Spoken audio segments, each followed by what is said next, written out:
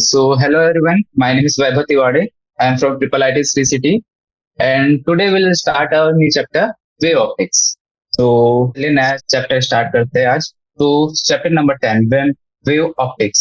हमको नाम से ही पहले चैप्टर का ब्रीफ लेना है कि चैप्टर में है क्या. तो जब हम चैप्टर का नाम ठीक से समझ जाते हैं तो हम लोग को ये पता चल जाता है कि चैप्टर का कंटेंट क्या होगा, तो समझने में थोड़ी आसानी होती है. तो वेव ऑप्टिक्स. तो वेव तो आप लोग को पता ही है. वेव मतलब जो ट्रेवल करती है. वेव जो ले तो पानी में भी जो वेव्स चलती है वही वेव की बात हो रही है. उस टाइप की बात हो रही है, वो वेव की बात नहीं हो रही. पर वेव सब जो नेचर होता है उससे ही होता है. Wave optics. तो हम लोग इस चैप्टर में वेव के बारे में पढ़ेंगे. तो ये चैप्टर जो है फिजिक्स का है. तो फिजिक्स में क्या है, मैथमेटिक्स और केमिस्ट्री दोनों मिक्स होते हैं. तो हम लोग लाइन बाय लाइन चलेंगे और जहां पे भी थ्योरम या फिर प्रॉब्लम आएंगे हम लोग अपने प्रॉब्लम सॉल्व करेंगे मैथमेटिक्स के अंदाज में.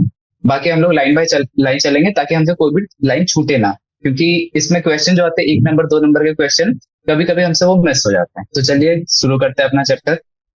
तो पहले हम लोग ब्रीफ इंट्रोडक्शन ले लेते हैं. In 1637, Descartes gave the Cospeller model of light and derived Snell's law. तो 1937 में डेस्कार्टेस ने एक कॉस्पेलर मॉडल ऑफ लाइट दिया था जिससे स्नेल लॉ आया था. It explain the laws of reflection and refraction light on the at an interface. तो ये जो लॉ था ये ऐसा था कि इसमें हमने लाइट को पार्टिकल फॉर्म में माना हुआ था. The Cospeller model predicted that if the ray of light on reflection bends towards the normal, then the speed of light would be greater in the second medium. ये line अपने को समझनी है पहले. तो ये अपना कोई भी प्लेन है, यहाँ पे कोई वेव आई और इसको बोलते हैं नॉर्मल लाइन, जो 90 डिग्री बनाती है अपने प्लेन से. ठीक है.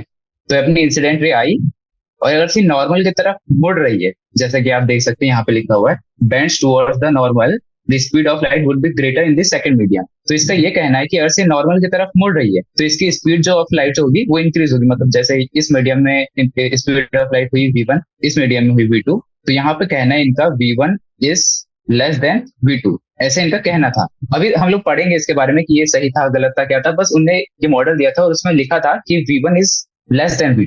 तो हम आगे चलते हैं. The corpuscular model of light was further developed by Isaac Newton in his famous book entitled Optics, and because of the tremendous popularity of this book, the Cospeller model is very often executed by Newton.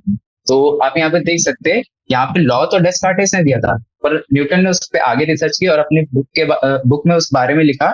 तो बहुत ज्यादा famous हो गया. तो सब लोग उस law को न्यूटन के नाम से जानने लगे. पर ये रिसर्च जो की थी डेस्कार्टेस ने की थी, न्यूटन ने बस उसको आगे बढ़ाया था. तो आगे बढ़ते हैं. 1678 में the Dutch physicist Christian Huygens put forward the wave theory of light. It is this wave model of light that we'll discuss in this chapter. हाँ, जैसे कि चैप्टर का नाम हमने बताया था वेव ऑप्टिक्स, तो हम इसमें वेव के बारे में पढ़ेंगे. पर डेस्कार्टेस ने ये कहा था कि पार्टिकल फॉर्म में होता है. पर फिर इधर जो अपने डच फिजिसिस्ट है क्रिस्टियन ह्यूजेंस, इनका नाम याद रखिएगा, इनके नाम पे लॉ वगैरह भी आगे पे. तो इन्होंने कहा कि जो लाइट है वो पार्टिकल नहीं, वो एक वेव फॉर्म में चलती है. तो आगे बढ़ते हैं. As we'll see, the wave model could satisfactorily explain the phenomenon of reflection and refraction. जो पार्टिकल फॉर्म था उसमें जो रिफ्लेक्शन मतलब ये किसी सरफेस पे आके बाउंस बैक होना, और रिफ्रैक्शन होता है ये किसी सरफेस में जाना और नॉर्मल के तरफ या फिर नॉर्मल से दूर बैंड हो जाना, इसको रिफ्रैक्शन बोलते हैं. तो जो वेव थ्योरी ऑफ लाइट थी ये ज्यादा अच्छे से एक्सप्लेन करी थी किसको, रिफ्लेक्शन एंड रिफ्रैक्शन को. तो it predicted that on refraction if the band towards the normal speed of light would be less in the second medium. तो ये वाली बात हम लोग ध्यान देंगे. यहाँ पर लिखा हुआ है if the wave bends towards the normal the speed of light would be less in the second medium. जैसे कि हमने ऊपर पढ़ा था अभी, डेस्कार्टेस ने कहा था कि v1 छोटा होगा v2 से, बट ह्यूजेन ने इसका कॉन्ट्रडिक्शन बताया और उसने कहा अगर से ये जो अपनी लाइट है ये वाली ये नॉर्मल की तरफ बैंड हो रही है तो अपना v2 जो है वो लेस होगा v1 से. तो ये पूरी उस थ्योरी को कॉन्ट्रडिक्ट कर रही थी. तो अब समझ नहीं आ रहा था लोगों को कैसा क्या करा जाए. फिर उन्होंने काफी सारे एक्सपेरिमेंट किए और जैसे कि हम आगे पढ़ेंगे it was much later confirm by the experiment के थ्रू कंफर्म किया गया कि अपने जो ह्यूजन साइंटिस्ट थे वो सही थे और डेस्कार्टेस की थ्योरी थोड़ी गलत थी. तो it was shown that the speed of light in water is less than the speed of air, confirming their prediction of wave model. यहाँ पे लिखा है confirming the prediction of the wave model, मतलब wave model को सच मान लिया गया था. फोकल्ट carried out experiment. फोकल्ट नाम के कोई साइंटिस्ट है, उन्होंने भी अपना कुछ एक्सपेरिमेंट वगैरह किया होगा. तो सब कुछ 1850 तक कंफर्म हो गया कि वेव थ्योरी होती है. पहले लग रहा था लोगों को कि पार्टिकल थ्योरी होती है. तो इस चैप्टर में हम लोग वेव के बारे में ही बात करेंगे, तो चलिए आगे बढ़ते हैं। The wave theory was not readily accepted primarily because of Newton authority. हाँ, जैसे कि हमने कहा कि न्यूटन उस टाइम पे कुछ जाने माने साइंटिस्ट हुआ करते थे, तो उन्होंने तो अपनी किताब में कह दिया था कि वेव फॉर्मेट नहीं, पार्टिकल फॉर्मेट होता है। तो उस न्यूटन को उस जमाने में बहुत बहुत सारे लोग मानते थे कि हाँ ये बड़े साइंटिस्ट है, तो लोग एक्सेप्ट नहीं कर पा रहे थे कि वेव फॉर्म में होता है, क्योंकि उन्होंने बोला कि वेव फॉर्मेट में तो होती है, तो वेव फॉर्मेट में होती है तो लाइट तो वैक्यूम से ट्रेवल ही नहीं कर पाएगी। तो ये थोड़ा बहुत चल रहा था वहां पे, मतलब अभी लोगों को कंफर्म नहीं था कि वेव बोले या फिर पार्टिकल बोले। तो आगे पढ़ते हैं, आगे यहाँ पे लिखा हुआ है सब कुछ। And it was felt that wave would always require a medium to propagate. जैसे कि यहाँ पे लोगों को लगता था कि मीडियम चाहिए अपने वेव को चलने के लिए, from one point two another. However when Thomas young perform his famous interference experiment in 1801, it was firmly established that light is indeed a wave phenomenon. तो 1801 पे आ गए हम लोग, अभी तक हम लोग चल रहे थे 1600 में, अभी हम लोग 1800 में आ गए। 1800 में थॉमस यंग इन बहुत सारे एक्सपेरिमेंट किए, तो उनमें एक एक्सपेरिमेंट ये था कि इन्होंने कंफर्म कर दिया कि ये एक वेव फॉर्म है लाइट का। लाइट जो है वेव फॉर्म है, ना कि पार्टिकल। तो बात तो अभी भी ये थी कि जो अपनी लाइट थी वो तो वेव है, और वेव वैक्यूम में ट्रेवल कैसे करेगी। तो चलिए आगे पढ़ते हैं, आगे लिखा हुआ है यहाँ पे, the wavelength of visible light was measured and found to be extremely small. For example, the wavelength of yellow light is 0.6 micrometre. Because of smallness of wavelength of visible light in comparison to the dimension of mirror and lenses, light can assume to approximately travel in straight lines. तो यहाँ पे लिखा हुआ है कि light जो है straight line में ट्रेवल किया जाता है, करते नहीं है ऐसा मान लेते हैं, क्योंकि उसका जो वेवलेंथ होता है काफी छोटा है। मैं आपको वेवलेंथ पहले समझा देता हूँ, वेवलेंथ क्या होता है। वेवलेंथ होता है ये टोटल टोटल डिस्टेंस है ना, ये होता है वेवलेंथ। तो यहाँ पे लिखा हुआ है वेवलेंथ काफी छोटा है, मतलब ये ऊपर वाला बड़ा है, ये उससे छोटा है, नीचे वाला उससे छोटा है, काफी छोटा मतलब नियरली ये, तो उसको सीधे सीधे स्ट्रेट लाइन मान दिया जाता है, किसको, लाइट को। तो हमको अभी ये पता चल गया कि लाइट वेव फॉर्म में है और वो स्ट्रेट लाइन में चलती है, पर अभी भी लोगों को ये नहीं पता था ये वैक्यूम में कैसे ट्रेवल करी है, क्योंकि वेव को तो मीडियम से ये होता है। तो आगे चलते हैं, आगे लिखा हुआ है इसके बारे में। दिस कहाँ पे थे हम लोग, travel in straight line. This is the field of geometrical optics which we had discussed in previous chapter. ये प्रीवियस चैप्टर की बात चल रही है। The branch of optics which one completely neglects the finiteness of the wavelength is called geometrical optics. मतलब geometrical optics जो हमने chapter पढ़ा था उसमें मानते ही नहीं कि मतलब वेव कहते वेव फॉर्मेट होती, मानते कि मतलब स्ट्रेट लाइन ही होती। वो इजीनेस ऑफ कैलकुलेशन के कारण है, बाकी वो होती वेवलेंथ भी उसकी लेकिन काफी छोटी है, तो उसको नेग्लेक्ट किया जा सकता है। And ray is defined as the path of energy propagation in the limits of wavelength tending to zero. जैसे कि हमने कहा भी वेवलेंथ टेंडिंग टू जीरो है, तो उसको स्ट्रेट लाइन मान लिया। तो आगे चलते हैं अपन। After the interference experiment of Young in 1801, for the next 40 years or so, many experiments were carried out involving the interference and diffraction of light waves. जैसे कि हम जानते हैं अभी एक्सपेरिमेंट चल ही रहे 1801 से, जो है यंग जो साइंटिस्ट है वो काफी इस फील्ड में वो थे, माने जाते थे, तो वो लोग वो काफी एक्सपेरिमेंट कर रहे थे। तो चलते हैं हम लोग तो ये जो साइंटिस्ट है यंग, ये मान के चल रहे थे कि अपना जो मॉडल है वो वेव मॉडल ऑफ लाइट है, तभी इनके एक्सपेरिमेंट कंफर्म हो रहे थे। तो ये बात बता रही थी कि जो लाइट है वो वेव ही है, मतलब ये कंफर्म कर रहे थे धीरे धीरे बहुत सारे प्रूफ दे देकर कि वेव जो है, लाइट जो है वो वेव फॉर्म में चलती है। तो thus around the middle of the 19th century the wave theory seemed to be very well established। जैसे कि हमने अभी भी कहा very well established, अभी तक एक कंफर्म ही हो गया था कि वेव फॉर्म में चलती है। The only major difficulty was that since it was thought that wave required a medium for its propagation, जैसे कि हमने ऊपर अभी थोड़ी देर पहले बात किया था ये वाली लाइन के बारे में, was thought that the wave required a medium for its propagation. How would light waves propagate through vacuum? बात तो अभी भी सही थी, लाइट वेव जो थी प्रोपोगेट कैसे कर सकती थी वैक्यूम मीडियम में, क्योंकि उसको तो मीडियम चाहिए रहता है। तो दिस वाज एक्सप्लेन्ड, यहाँ पे ध्यान दीजिएगा, when Maxwell put forward his famous electromagnetic theory of light Maxwell had developed a set of equations describing the laws of electricity and magnetism, and using these equations, he derived what is known as the wave equation, from which he predicted the existence of electromagnetic wave. तो Maxwell जो scientist है अपने year है Maxwell जी, तो इन्होंने काफी सारे experiment किए, काफी सारी इक्वेशंस दी, तो इन्होंने ऐसे कुछ बताया कि ऐसे कुछ होती है इलेक्ट्रोमैग्नेटिक वेव्स। इनने अपने एक्सपेरिमेंट किए कि इलेक्ट्रोमैग्नेटिक वेव्स जैसे कुछ होती। From the wave equation Maxwell could calculate the speed of electromagnetic waves. तो इलेक्ट्रोमैग्नेटिक वेव्स के ऊपर इन लोगों ने एक्सपेरिमेंट किए, तो उन्होंने उसकी स्पीड निकाली इन फ्री स्पेस, बोले तो वैक्यूम, जैसे कि हम वैक्यूम की बात कर रहे थे, इन्होंने वैक्यूम में इलेक्ट्रोमैग्नेटिक वेव्स की स्पीड निकाली। He found that the theoretical value was very close to the measured value of speed of light। यहाँ पे आप ध्यान देंगे, तो बात यह है कि इनने इलेक्ट्रिक मैग्नेटिक वेव पर रिसर्च की और इनने वैक्यूम में उसकी स्पीड निकाली, और जो स्पीड उसकी वैक्यूम में आई वही अपनी जो लाइट थी, लाइट जो थी उसकी स्पीड के नियरली इक्वल आ गई, value of speed of light. तो from this he propounded that the light must be an electromagnetic wave. तो फिर यहाँ से कंफर्म हो गया कि लाइट एक इलेक्ट्रोमैग्नेटिक वेव है जिसको चलने के लिए मीडियम चाहिए लगता है। तो ये पूरा कंफर्म हो चुका था कि लाइट एक वेव फॉर्म में है, क्योंकि उसको मीडियम भी नहीं लग रहा था और उसकी जो प्रॉपर्टीज थी वो इलेक्ट्रोमैग्नेटिक वेव के बराबर थी। तो यहाँ पे हम लोग कंफर्म कर चुके थे कि लाइट एक वेव है, वो वैक्यूम में इस प्रकार से चल रही थी क्योंकि उसमें इलेक्ट्रोमैग्नेटिक वेव की प्रॉपर्टीज थी। Thus, according to the Maxwell, light waves are associated with changing electric and magnetic fields। तो इलेक्ट्रोमैग्नेटिक क्या होता है, यहाँ पे आ जाते हैं। इलेक्ट्रोमैग्नेटिक मतलब वर्ड से आपको समझना पड़ेगा, इलेक्ट्रो एंड मैग्नेट। इलेक्ट्रो मतलब इलेक्ट्रिसिटी, मैग्नेटिक मतलब मैग्नेट। तो ये एक प्रॉपर्टी होती है, आपने शायद पुराने चैप्टर्स में पढ़ा होगा या फिर आगे चल के पढ़ेंगे।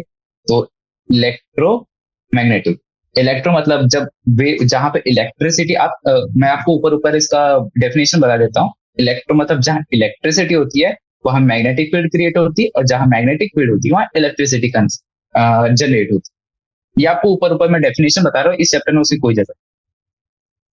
तो हम लोग कहाँ पर थे, the changing electric and magnetic field result in the propagation of electromagnetic waves or bright waves even in the vacuum। ये वाली लाइन पर हम लोग ध्यान देंगे। The changing electric and magnetic field, जैसे इलेक्ट्रिक फील्ड चेंज हो रही है तो उसमें मैग्नेटिक फील्ड आ रही है, फिर मैग्नेटिक फील्ड चेंज हो रही है तो उसमें इलेक्ट्रिक फील्ड आ रही है, तो ऐसे ऐसे लाइट चलती है। जैसे मैं आपको सर्कल बना के दिखाता हूँ, ये इलेक्ट्रिक फील्ड में चेंज है, फिर मैग्नेटिक फील्ड में चेंज है, फिर इलेक्ट्रिक फील्ड में चेंज है, फिर मैग्नेटिक फील्ड। तो ऐसे लाइट जो है आगे बढ़ रही। तो हम लोग अपना कोड क्लियर कर लेते हैं। तो हम लोग को ये पता चल गया कि वैक्यूम में कैसे चल रही। तो in this chapter we first discuss the original formulation of the Huygens principle and derive the laws of reflection and refraction। तो इस चैप्टर में हम लोग पढ़ेंगे law of reflection and refraction. Reflection अभी अभी मैंने आपको बताया, रिफ्लेक्शन क्या होता है, ये होता है रिफ्लेक्शन बाउंस बैक होना लाइट का। रिफ्रैक्शन मीडियम में घुस जाना, घुस जाना मतलब ये या तो नॉर्मल की तरफ बैंड होगी या तो नॉर्मल से अवे बैंड होगी। अब मैं आपको आगे बताऊंगा कि कब नॉर्मल की तरफ जाती है और कब नॉर्मल से अवे जाती है। तो कहाँ पे थे लोग, derive the law in section 10.4 and 10.5 ये आगे पढ़ेंगे लोग। Will discuss the phenomenon of interference which is based on the principle of superposition. In section 10.6 we will discuss the phenomenon of diffraction which is based on Huygens Fresnel principle। तो वो ये बता रहा है कि आगे हम चैप्टर में क्या क्या डिस्कस करेंगे। यहाँ पे डिफ्रैक्शन लिखा हुआ है, ये सुपरपोजिशन लिखा हुआ है, ये टर्म से आप अभी डरिए मत, या आगे जाके हम लोग एक्सप्लेन करेंगे तो सब कुछ इजी लगने लगे। Finally in section 10.7 will discuss the phenomenon of polarisation. ये भी एक टॉपिक है। अभी से हम लोग टर्म पढ़ेंगे तो अभी से डर जाएंगे, डरने की सोच रहे। Which is based on the fact that the light waves are transverse electromagnetic waves. अभी हमको पता था कि जो लाइट है वो इलेक्ट्रोमैग्नेटिक वेव, अभी यहाँ पे नया वर्ड आ गया ट्रांसवर्स, सब आगे पढ़ेंगे। चलिए, तो अभी आ गया ह्यूजेंस प्रिंसिपल। जैसे मैंने आपको कहा था, ह्यूजेन ने कहा था कि जो लाइट है वो वेव फॉर्म में चलती है, तो उनका एक प्रिंसिपल है। चलिए देख 10.2 जो हमारे 10 था वो था इंट्रोडक्शन। इंट्रोडक्शन में बस ब्रीफ किया था इस चैप्टर में हम लोग क्या क्या पढ़ेंगे। तो हम चलते हैं अपने 10.2 ह्यूजेंस प्रिंसिपल। तो ह्यूजेंस प्रिंसिपल का कहना ये था, we would first define a wave front. When हम लोग वेव फ्रंट में आगे आपको बताता हूँ वेव फ्रंट क्या होता है। When we drop a small stone on a calm pool of water, waves spread out from a point of impact. Every point on the surface starts oscillating with time. At any instant, a photograph of the surface would show circular rings on which the disturbance is maximum.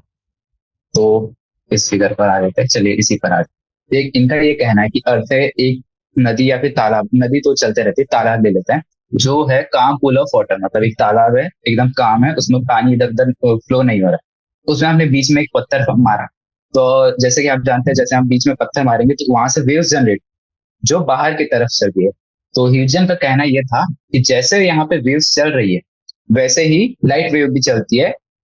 अर्थ से जिस जैसे हमने पत्थर मारा वो एक source हो गया, तो वहां से जैसे वेव्स निकली वैसे ही लाइट वेव चलती, एक के बाद जो फिर अगला लाइन है, at any instant a photograph on the surface would show circular wings on which the distance is maximum. जैसे आपने पत्थर मारा, एक ऐसी वेव होती है जिसका डिस्टर्बेंस मैक्सिमम होता है, मतलब उसमें बहुत ज्यादा उछाल होती है, उस उछाल को यहाँ पे इंग्लिश में एम्पलीट्यूड वर्ड यूज करेंगे। तो वो जो होता है एक उसमें वेव में मैक्सिमम होता है, वही वही वेव आगे जाते जाती है, तो ऐसे ही वेव प्रोपोगेट करती है, ऐसा ह्यूजन का कहना था। Clearly, all points on such a circle are oscillating in same phase because they are at a same distance from the source. तो इनका ये कहना था कि ये जो एक सर्कल है, ये वाला पकड़ लेते हैं हम लोग, इस पे जितने भी पॉइंट है they are at the same distance from the source. ये सारे सोर्स, ये जो अपना सोर्स है, इससे एक ही डिस्टेंस पे सारे पॉइंट्स, और ये जो है सेम फेस में चल रहा है। सेम फेस मतलब यहाँ पे जो पार्टिकल है वो ऊपर होगा तो यहाँ पर भी ऊपर होगा, यहाँ वाला पॉइंट भी ऊपर होगा, ये वाला पॉइंट भी ऊपर होगा, और बाकी जो होंगे इसके आगे और पीछे जो पॉइंट होंगे वो सेम फेस में चलेंगे। जैसे ये वाला सर्कल ले लेते हैं अगली बार में, ये जो है सेम फेस पे, क्योंकि इसकी डिस्टेंस जो है सोर्स पॉइंट से इक्वल है। तो इनका यही कहना था, जो भी एक सर्कल लेंगे इक्वल डिस्टेंस पे, मतलब जिसका रेडियस जो है सोर्स से ये होगा, तो जो फेस होगा सारे पॉइंट्स का इक्वल होगा। Such a locus of points which oscillates in phase is called wave fronts. तो मैंने आपसे कहा था वेव फ्रंट आगे पढ़ेंगे, इस फिगर पे आ जाते हैं, ये थोड़ा बड़ा है। तो ये सर्कल पे जो है सारे पॉइंट्स एक फेस में हैं, जो पॉइंट्स सारे एक फेस में होते हैं उस पूरे पॉइंट्स को जो लोकस होता है, लोकस बोले तो सारे पॉइंट्स को मिला के जो फिगर बनता है उसको कहते हैं वेव फ्रंट। तो ये अपना एक वेव फ्रंट हो गया, ये एक सर्कल जो हो गया ये पूरा हो गया एक वेव फ्रंट। वेव फ्रंट बोले तो वेव किस फॉर्म में चल रही है, यहाँ पे स्पेरिकल वेव है तो ये इस सर्कल में चल रही है, क्योंकि इसका सोर्स जो है एक ही है तो वेव ऐसे चल रही है, तो वेव फ्रंट हो गया अपना सर्कुलर।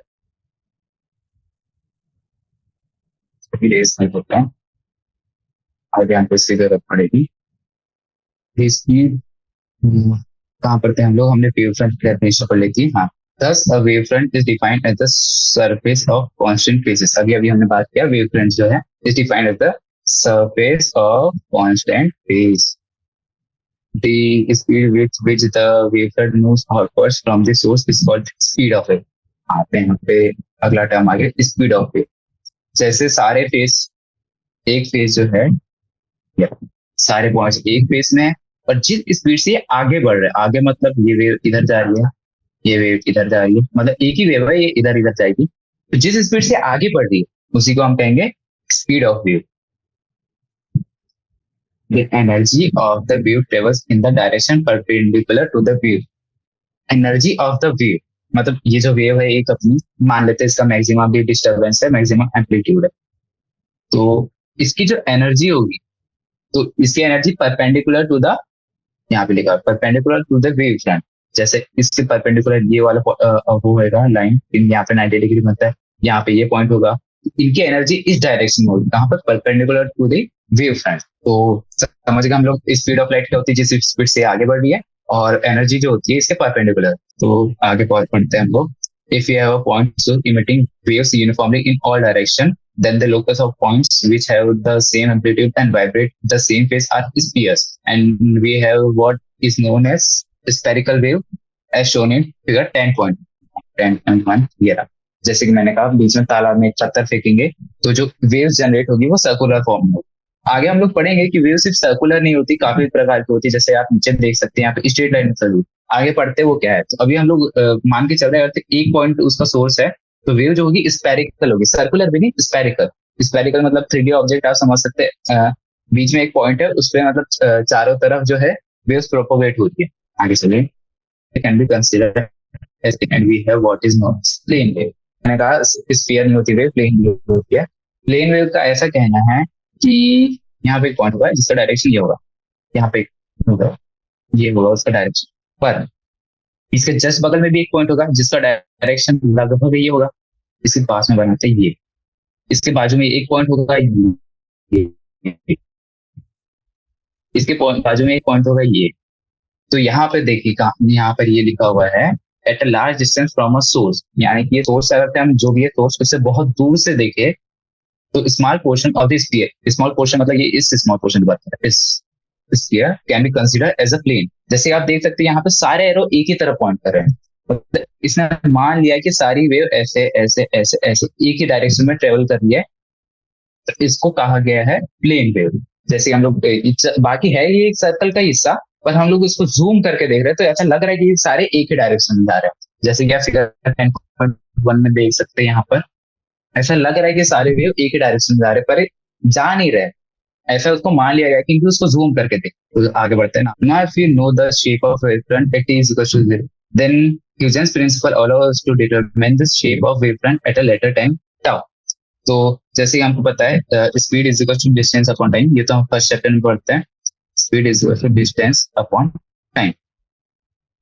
तो यहाँ पे हम लोग स्पीड क्या है वेव की, जैसे हमने ऊपर बताया speed of wave we consider कर लेते हैं जिस स्पीड से वेव आगे बढ़ रही है। तो यहाँ पे टाइम लिखा हुआ है tau, v into tau is equal to distance.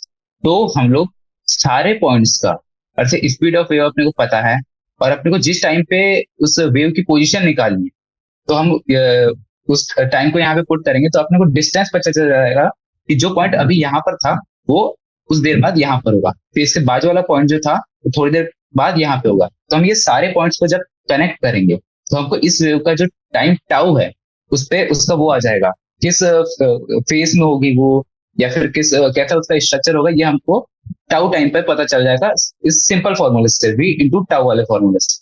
तो चलिए आगे बढ़ते हैं। Huygens principle is essentially a geometrical construction which given the shape of the wavefront at any time allow us to determine the shape of the wavefront at later time। जैसे कि हमने अभी बताया सारे पॉइंट्स को हम लोग जब v इंटू टाउ करेंगे तो हमको पता चल जाएगा कि वेव फ्रंट कैसे दिखने वाली है। अभी हम लोग सर्कुलर वेव की ही बात करें तो हमको पता है कि वेव सिर्फ ऐसे ऐसे ट्रेवल करेगी, पर अभी हमको ये सोच सकते हैं कि यार हमारी वेव जो है ये हुई प्लेन वेव, तो ये जो है स्ट्रेट लाइन में चल रही है, तो ये वाला जो पॉइंट होगा थोड़ी देर बाद यहाँ होगा, ये वाला जो पॉइंट होगा यहाँ होगा, ये वाला जो पॉइंट होगा यहाँ होगा। तो हम लोग किसी भी वेव को डिटरमाइन कर सकते हैं कि कुछ देर बाद कहाँ पर होगी। तो चलिए आगे बढ़ते हैं। Let us consider a diverging wave and let F1 F2 represent a portion of spherical wave front. तो ये कहना चाह रहे कि इस फिगर पे आ जाइए, थोड़ा क्लियर कर देता हूँ ताकि अच्छा दिखे। ये जो फिगर है F1 F2 जो है मैक्सिमम डिस्टर्बेंस वाली वेव है, जैसे कि हमने ऊपर बताया था।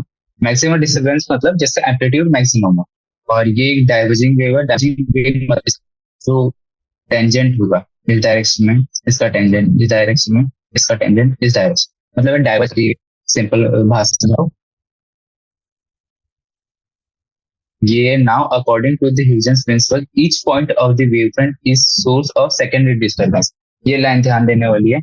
ये एक पॉइंट था t इज इक्वल टू 0 पर, ये पॉइंट जब थोड़ा टाइम होगा वो यहाँ पर आ जाएगा, तो पहले इसका मैक्सिमम एम्पलीट्यूड था फिर इसका मैक्सिमम एम्पलीट्यूड होगा, तो यही है सोर्स ऑफ सेकेंडरी डिस्टर्बेंस। पहले यहाँ पे मैक्सिमम एम्पलीट्यूड था फिर यहाँ पर है, तो यही ये कहना चाह रहा है कि जो एम्पलीट्यूड जो होगा वो आगे प्रोपोगेट करेगी।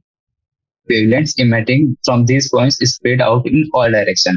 ये इस डायरेक्शन जाएगी, इस डायरेक्शन जाएगी, इस डायरेक्शन जाएगी with the speed of the wave। These wavelengths emanating from the wavelengths are especially referred to as secondary wavelengths। If we draw the common tangents to all this wave, we obtain the new position of the wavefront। तो यहाँ पर हम लोग देखते हैं secondary wavelengths क्या होती है। जो ये थी यहाँ पर अभी मैक्सिमम है, जहां पर ये जाने वाली है उसको बोलते हैं सेकेंडरी वेवलेंथ्स। तो हम लोग इस पे कॉमन टेंजेंट ड्रॉ करेंगे, जैसे इसका कॉमन टेंजेंट हो गया ये यहाँ पर ये होगा। टेंजेंट मतलब जो सरफेस है 90 डिग्री में, और जब हम इन सारे टेंजेंट्स को ज्वाइन करेंगे तो हमारे पास आएगा उसका लोकस, किसका, सेकेंडरी वेव का। तो यहाँ पे फिगर में लिख लेते हैं F1 F2 represent the spherical wave front F1 F2, ये रहा F2 ये रहा F1, ये अपनी प्राइमरी वेव है, और ये जो बनने वाली है उसको कहते हैं secondary wave. Secondary wave front. तो आगे चलते हैं। जैसे ही मैंने कहा था वेव शेप स्फेरिकल नहीं होती है, प्लेन वेव होती है, ये है उसका एक एग्जांपल प्लेन वेव का। Thus, if you wish to determine the shape of the wavefront, it is a shootout with or spheres of radius vt। जैसे कि मैंने अभी आपको बताया वी टाउ, अभी थोड़ी देर पहले समझा था वी टाउ का वैल्यू। वी बोले तो स्पीड ऑफ लाइट और टाउ बोले तो जिस टाइम पे अपने को अगर उस पॉइंट का वो चाहिए डिस्टेंस, अगर वो जो पॉइंट है किस डिस्टेंस पे होगा on the spherical wavefront where we represent the speed of light in the medium. If now we draw common tangents to all the sphere, we obtain the new position of the wavefront at t equal to tau. जिससे मैंने आपको समझा दिया अभी अभी। The new wavefront shown as G1, G2 in figure 10.2। जैसे G2 और G1 है, ये अगला बनने वाला वेव था। ये सब हमने भी अभी देख लिया है। Is again spherical with the point O as a centre. हाँ, ये बात नोट करने वाली है कि जो सेंटर है इसके लिए भी सेंटर यही था और इसके लिए भी सेंटर यही था, मतलब सोर्स तो दोनों का एक ही है, ऐसा इसका कहना है कि सेंटर सेम में रहेगा, वेव प्रोपोगेट करेगी इक्वल डिस्टेंस ट्रेवल करके। The above model has one shortcoming. We also have a back wave which is shown as D1 D2 in figure 10.2. Students argued that the amplitude of the secondary wavelengths is maximum। हाँ, तो फिर से आ जाते हैं इस figure पर। तो अपना प्राइमरी वाला है, लिख ही देता प्राइमरी सेकेंडरी। तो इनका ये कहना था कि जो सेकेंडरी वेवलेट जो है उसका मैक्सिमम होगा फॉरवर्ड डायरेक्शन में एम्पलीट्यूड। इसका जो एम्पलीट्यूड है सेकेंडरी वेव का, वो जो एम्पलीट्यूड है प्राइमरी वेव से ज्यादा होगा। पर आप खुद से सोचिए, कोई एक वेव है, आप मतलब पत्थर वाला एग्जांपल लेते हैं, आपने एक ये पत्थर मारा और यहाँ से वेव जनरेट होती, तो आप जनरल भाषा में मुझे ये समझाइए कि इसका जो जितना ये उठी है ये वाली वेव पहले वाली, क्या सेकेंड वाली वेव भी उठती जाएगी? नहीं, क्योंकि यहाँ पे एनर्जी का लॉस होगा। पर अपने ह्यूजन जी ने कहा था कि जो सेकंड वाली है उसका एम्पलीट्यूड ज्यादा हुआ। तो आगे देखते हैं हम लोग। Huygens argued that the amplitude of the secondary wavelet is maximum in the forward direction and zero in the backward direction. तो इनका ये कहना था आगे वाली का जो होगा वो तो मैक्सिमम होगा, पर जो पीछे वाली वेव है, क्योंकि वेव तो हर तरफ प्रोपोगेट करी, आगे भी और पीछे भी, पीछे वाली का एम्पलीट्यूड जीरो होगा, इसलिए ये जो वेव है आगे जाती जा रही है, पीछे नहीं जा रही है। ऐसा भी तो हो सकता था जैसे ये प्राइमरी वेव है पीछे आ जाए, नहीं, इन्होंने ये कहा कि ये सिर्फ आगे जाएगी क्योंकि आगे वाली का मैक्सिमम होगा और पीछे वाले का जीरो एम्पलीट्यूड होगा। However, this ad hoc assumption is not satisfactory। जैसे कि मैंने कहा जनरल एग्जांपल से हमको पता चल रहा है कि इनकी जो ये बात है ये गलत है, क्योंकि absence if the back wave is really justified from the more rigorous wave theory. मतलब ऐसा है कि जो हमने जनरल में समझा कि आगे नहीं जा सकती, पीछे भी जाएगी, तो ये जो था रैगरस वेव थ्योरी से समझाया गया, ये हमको अभी नहीं पढ़ना, ये हमारे सिलेबस में भी नहीं। In the similar manner, we can use Huygens principle to determine the shape of the wavefront। तो अपने मोटा मोटा ये पता चल गया कि अपन ह्यूजन प्रिंसिपल से ये पता लगा सकते हैं कि जो अभी जो वेव है उसके टाउ टाइम के बाद वेव कैसी दिखेगी। ये था Huygens principle. In similar manner, to define the shape of the wavefront for a plane wave propagating through a medium।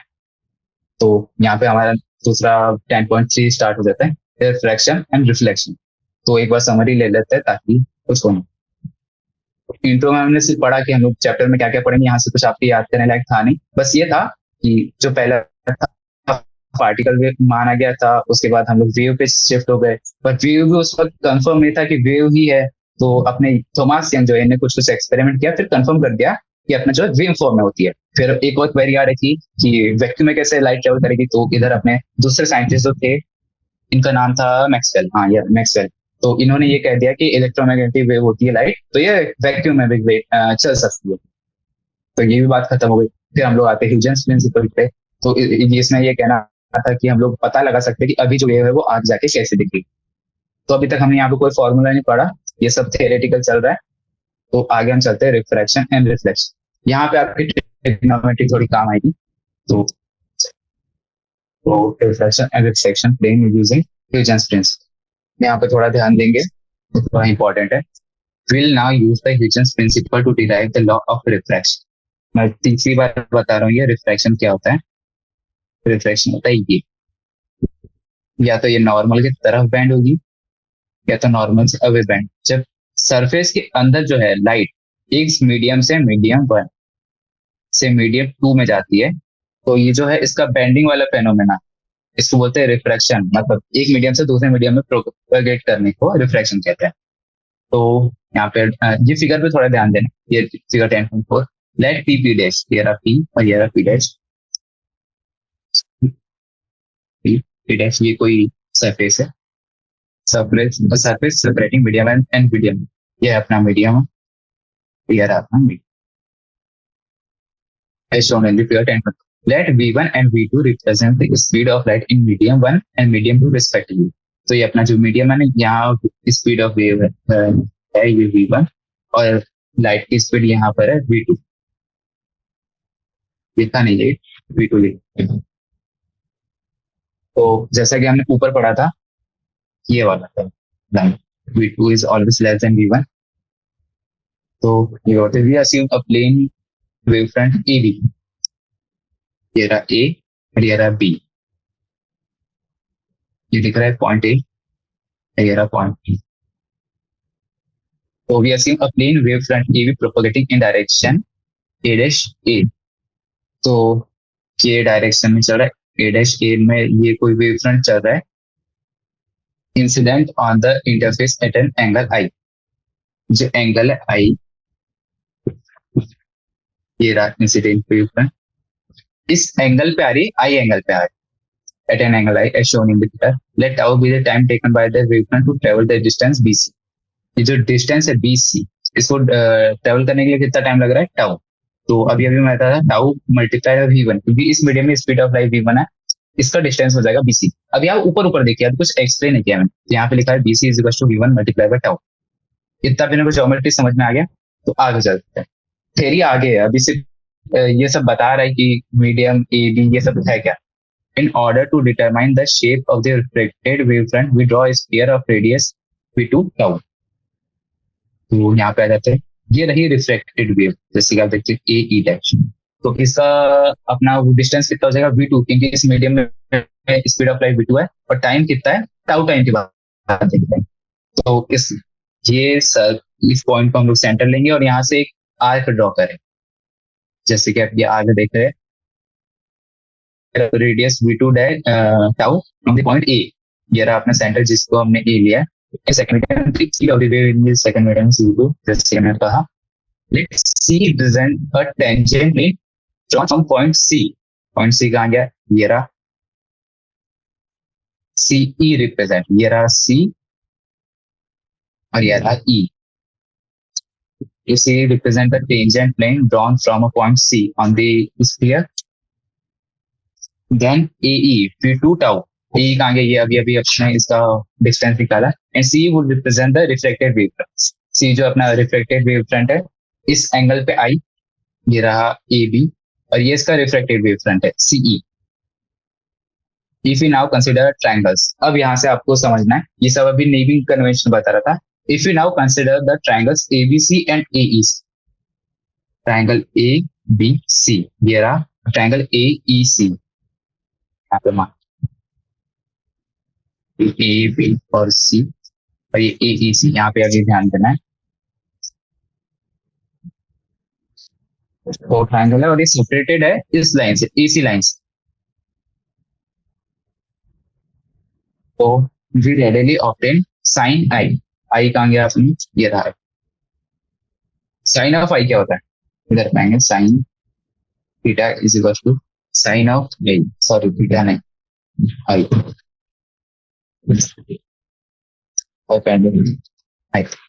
Perpendicular upon hypotenuse. तो साइन आई का हाइपोटेन्यूज क्या होगा, हाइपोटेन्यूज क्या होगा, ये वाला ए सी, क्योंकि आई एंगल है. इसको थोड़ा इन्वर्ट करके देखेंगे, बहुत होगा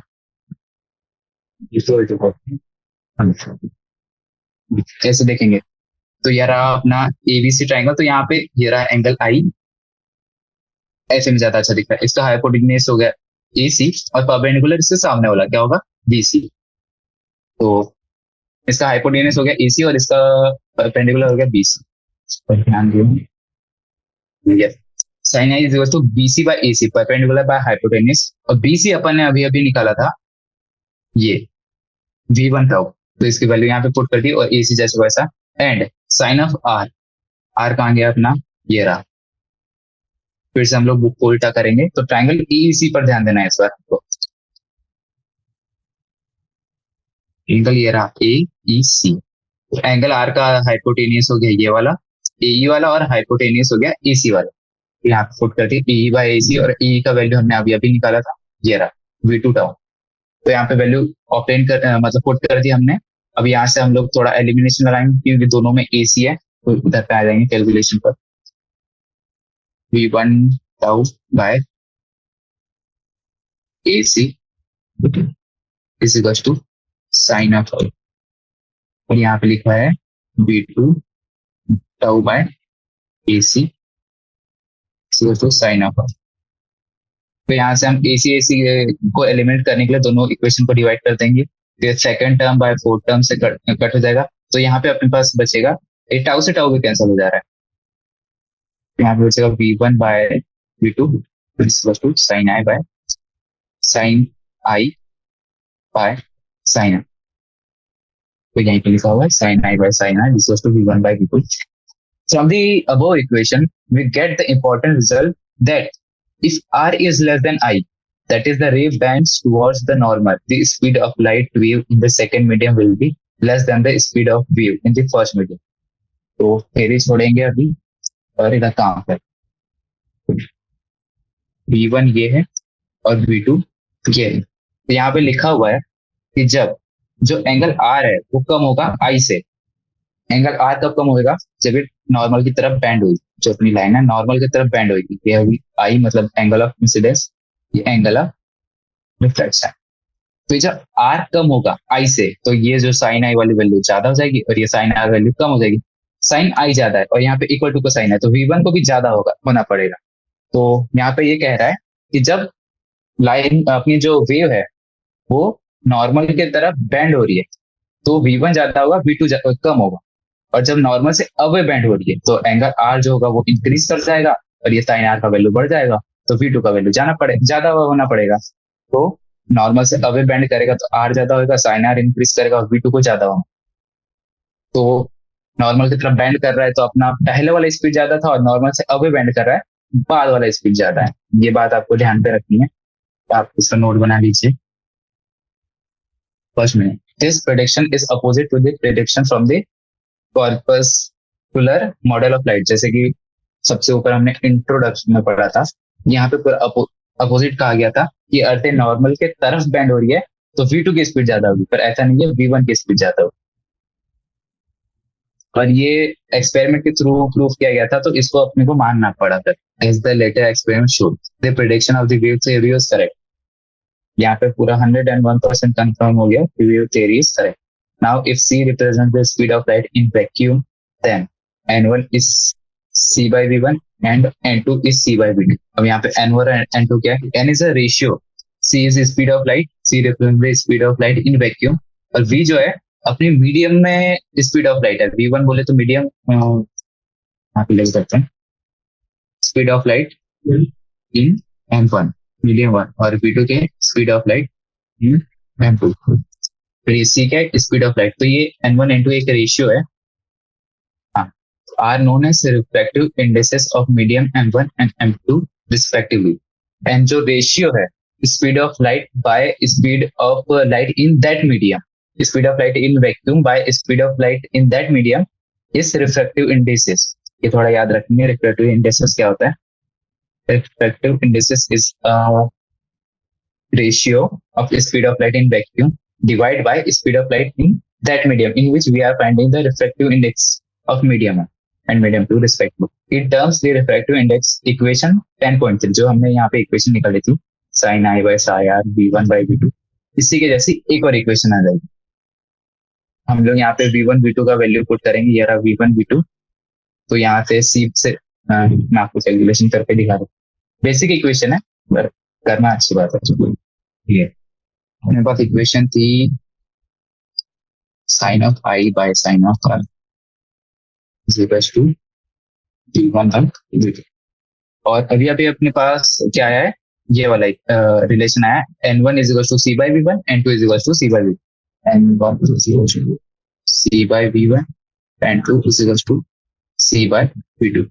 तो यहाँ पे V1 की वैल्यू पुट करेंगे और यहाँ पे V2 की वैल्यू पुट करेंगे। V1 की वैल्यू यहाँ से क्या आ जाएगी, C इंटू N1, और यहाँ पे V2 की वैल्यू आ जाएगी C इंटू N2। तो C into N1 C into N2 इस इक्वेशन में पुट करेंगे, ये जो ऊपर वाली इसमें यहाँ पर देखा sine I by sine R, और ये यहाँ पर बचेगा सिर्फ और सिर्फ N2 by N1, sorry N2 by N1। यहाँ पे थोड़ा आपको दिखने रहा होगा, बाकी बेसिक कैलकुलेशन है, इसको दिखाने की भी जरूरत नहीं। तो अपने पास एंड में ये वाला इक्वेशन आ जाएगा, N1 sine I multiply by N2 sine R, जहाँ पे N1 N2 जो है रिफ्रैक्टिव इंडेक्स है, और साइन आई साइन आर क्या है, एंगल किसका, इंसिडेंट रे और रिफ्लेक्टेड रे।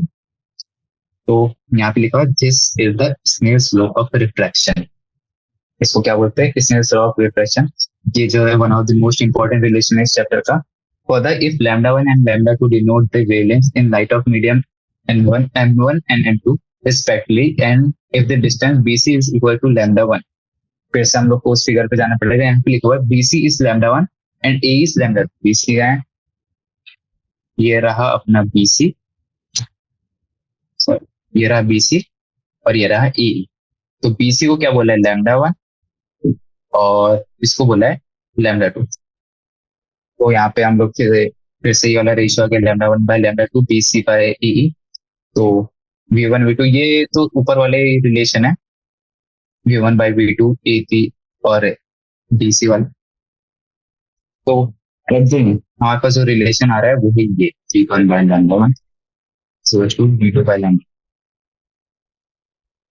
ये कहाँ से आ रहा है, इसका सिंपली मैं प्रूफ दे देता हूँ छोटा सा।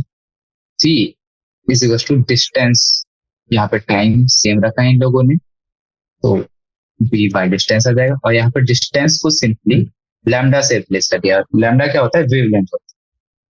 तो ये वाला रिलेशन आ जाएगा v1 by λ1 is equal to v2 by λ। ये भी एक रिलेशन है। ये सब रिलेशन एक ही है, बस इसमें क्या है, इधर से उधर ट्रांसफॉर्म कर रहे हैं इक्वेशन को। The above equation implies that when the wave gets refracted from denser medium, the wavelength and the speed of propagation decreases, but the frequency remains the same. यहाँ पे हम लोग बहुत इंपॉर्टेंट पॉइंट पे आ गए।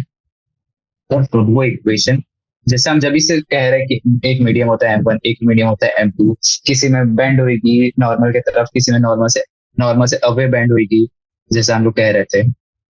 यहाँ पे उसका सॉल्यूशन है, कहाँ पर नॉर्मल की तरफ बेंड होगी और कहाँ नॉर्मल से अवे बेंड होगी। The above equation implies that when a wave gets refracted into a denser medium, ये होगा डेंसर मीडियम, और ये होगा जिसमें जो ये डेंसर है, तो इसमें ये जो एयर मॉलिक्यूल्स हो गए ये रेयर होंगे, ठीक है। तो V1 is greater than V2। तो अब मैं आपको सिंपली याद करने के लिए ये बता सकता हूँ, जैसे कोई लड़का है, आप वेव को एक बार कोई बंदा मान के चलिए, यहाँ पर यहाँ पे भीड़ कम है, मतलब भीड़ कम को क्या बोलते, चलिए यहाँ पे भीड़ कम है, तो यहाँ पे पार्टिकल ऐसे दूर दूर। हाँ, तो हम लोग ये वाला पैरा पे थे।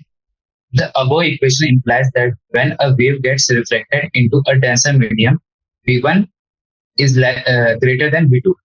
जब हम हाँ, तो मैं आपको एक एग्जांपल दे रहा था कि एक बंदा है, वेव को आप एक बंदा मानिए, ये रेयर मीडियम, मतलब यहाँ पे पार्टिकल जो है दूर दूर होंगे। ये डेंसर मीडियम, यहाँ पे पार्टिकल बहुत पास पास में, पास पास में, पास पास में।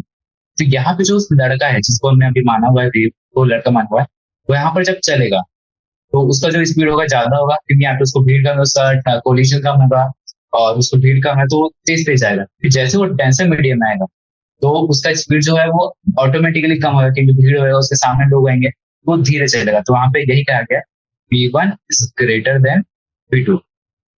तो ये एनालॉजी से सीधे सीधे हम लोग ये समझेंगे डेंसर मीडियम में जो है स्पीड ऑफ लाइट कम होती है, तो यहाँ पे लिख देते हैं हम लोग V1 is greater than V2। ये V1 है रेयर मीडियम का स्पीड, और V2 है डेंसर मीडियम का speed. Wavelength and the speed of propagation decreases, जैसे कि V अपने को पता क्या है, लैम्डा बाय टाउ। यहाँ पे λ1 लैम्डा टाउ, टाउ सेम है, तो λ1 और λ2 का जो डायरेक्ट रिलेशन है V1 V2 से पता चल रहा है, क्योंकि V1 ज्यादा तो लैम्डा ज्यादा, और V2 ज्यादा तो λ2 ज्यादा। और यहाँ पर हम लोग अभी आएंगे फ्रीक्वेंसी पे। फ्रीक्वेंसी जो है 1/T, 1/t। तो हम लोग यहाँ पे लैम्डा सेम मान ली, अगर लैम्डा 2 लैम्डा 1 माने लैम्डा बाय टाउ 1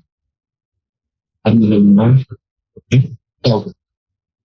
तो यहाँ पे हम लोग को पता चला फ्रीक्वेंसी क्या होती है 1/टाउ। तो यहाँ हो जाएगी lambda multiply by F equals to lambda multiply by F one. तो जब स्पीड ऑफ v1 ज्यादा होगा तो फ्रीक्वेंसी ऑफ 1 जो होगा कम होगा और फ्रीक्वेंसी ऑफ 2 ज्यादा होगा। आपको ये वाला रिलेशन मैंने अभी अभी बताया। तो यहाँ पे अगर हम लोग अभी टाउ को सेम मान रहे हैं तो अपने को लैम्डा लैम्डा 2 का जो रिलेशन है वो डायरेक्टली पता चला lambda 1 is greater than lambda 2। तो यहाँ पे आज हम लोग अपना लेक्चर खत्म करते हैं। तो ये वाला पैरा थोड़ा इंपॉर्टेंट था कि v1 ज्यादा है तो अपना लैम्डा 1 ज्यादा होगा, v2 ज्यादा होगा तो लैम्डा 2 ज्यादा होगा। अब डायरेक्ट रिलेशन। तो चलिए आज का लेक्चर यहीं पे खत्म करते हैं।